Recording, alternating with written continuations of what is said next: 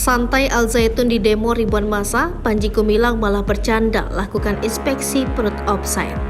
Pimpinan Pondok Pesantren Al Zaitun, Syekh Panji Gumilang sempat mengunjungi barisan depan masa tandingan yang dikerahkannya pada Kamis 22 Juni 2023 sekira pukul 9.35.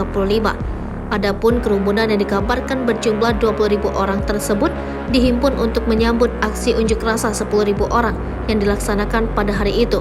Panji Gumilang sempat berinteraksi langsung dan menyapa para partisipan, bahkan bercanda di tengah situasi tersebut. Masa yang berjaga di gerbang utara mendadak membuka barisan dan meneriakkan seruan Asmaul Husna di balik kawat berduri yang menjaga mereka. Sang Syekh terlihat santai berjalan di antara pengikutnya mengenakan peci dan busana berwarna gelap.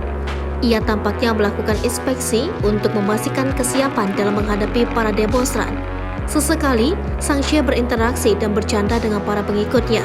Ia sempat berhenti untuk bercanda dengan menepuk perut buncit seorang pria, kemudian menepuk perutnya sendiri. Disambut tawa orang-orang di sekitarnya. Kembali, Panji Gumilang berhenti dan menepuk perut seorang pria bertopi yang langsung tertawa. Offside perutnya, celetuk seseorang. Sang Syekh pun hanya tersenyum sembari melanjutkan perjalanannya.